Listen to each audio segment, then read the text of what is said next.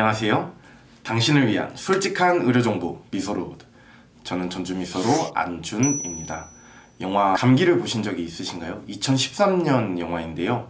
제가 수혜를 좋아합니다. 2006년에 우연히 코엑스에 갔다가 시사회에 입장하는 수혜를 보게 되는데요. 후광이 막 뒤에서 막 떨렸던 기억이 있습니다. 그 후로 제 최후 배우로 등극하시죠. 지난 주말에 넷플릭스를 켜고 영화 하나를 볼까 검색하다가 수혜가 나오네? 이거 무조건이지 하고 보게 되었습니다. 변형된 감기 바이러스가 유입되면서 통제가 안 되자 군대가 투입되고 한 지역을 봉쇄하고 격리하고 그 다음에 살아있는 사람들을 불태워 죽이죠. 감당하기 어렵고 황당한 설정이긴 합니다. 최근 코로나19 때문에 좀 거시기한데요. 오늘은 감기에 대해 얘기해 보려고 합니다. 감기는 전형적인 바이러스 질환인데요. 코, 목 등 상부 호흡기가 바이러스에 감염되면서 발병하는 전염성이 강한 병을 이르는 말이 감기죠. 병원에서는 어디에 병이 생겼느냐에 따라서 급성 비염, 급성 인후염, 급성 비인두염 등으로 병명을 씁니다. 이 바이러스에는 3대장이 있습니다. 마치 삼국지의 조조, 유비, 승곤처럼 이름하여 리노바이러스, 아데노바이러스, 코로나바이러스.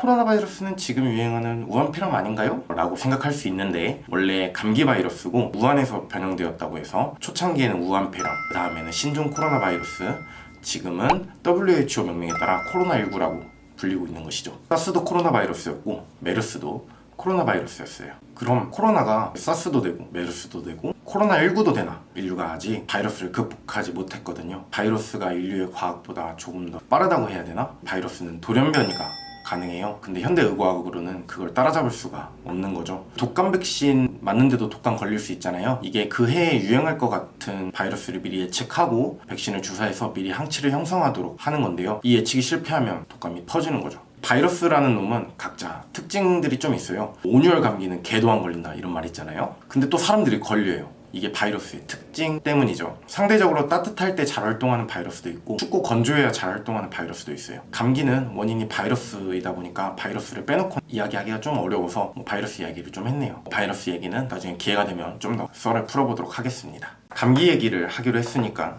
주제로 돌아와서 감기약 얘기를 해볼게요. 일반적으로 우리가 감기에 걸렸을 때 처방받는 약들은 대부분 증상을 완화시켜주는 쪽에 포인트가 있습니다.콧물과 재채기를 억제시켜주는 약, 항히스타민제, 기침을 진정시켜주고 가래를 삭히는 약, 진해거담제, 열을 떨어뜨려주고 통증을 완화시켜주는 약, 해열진통제 이런 종류죠.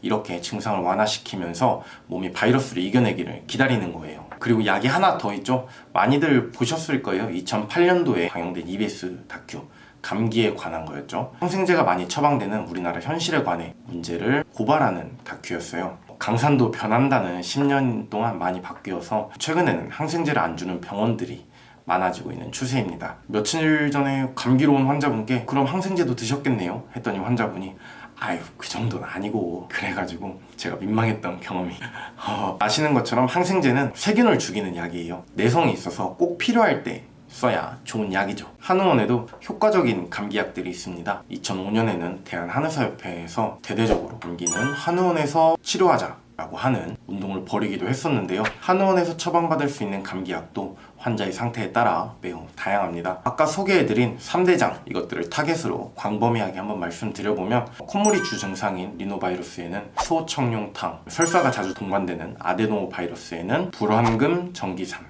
코로나 바이러스는 항염 효과가 뛰어난 농교, 페독산 이런 종류들이 있죠. 환자의 증상이나 환자 현재 상태에 따라 매우 다양한 종류의 한약들이 있습니다. 어떤 측면에서는 양약보다 한약이 더 다양하다고 할 수 있죠. 상황에 따라서는 환자의 몸 상태가 많이 무너져 있으면 쌍화탕 또한 중요한 감기약이 될 수 있습니다. 한의학의 장점이죠. 환자의 몸 상태를 보고 몸 전체를 보고 병을 치료한다는 거예요.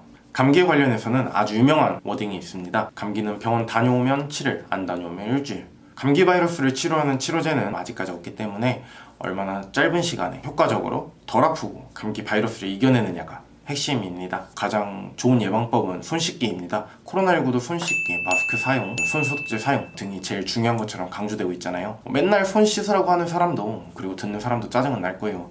이거 말고 확실한 거 없어? 좀 알려줘. 없습니다. 뭐 안타깝지만 손 잘 씻고 마스크 잘 쓰면서 체력적으로 관리를 잘하는 것이 중요합니다. 미소로 한의원 전체 지점들도 매일 환자분들과 전 의료진 열체크, 한의원 소독, 손소독제 비치 등을 시행하면서 환자분들이 최대한 불평감 없이 치료받으실 수 있도록 최선을 다하고 있습니다. 유행한 코로나19를 그냥 감기라고 치부하기에는 전파력도 강하고 치사율도 또한 존재합니다. 하지만 감기를 잘 걸리게 하는 바이러스 중 하나라는 사실 또한 변함은 없습니다. 각자 할 수 있는 일들을 잘 하면서 이것들이 집단화돼서 위기를 극복할 수 있기를 진심으로 바라겠습니다. 감기에 대한 상식 도움이 되셨다면 구독과 좋아요 그리고 알람 설정 부탁드릴게요. 제발.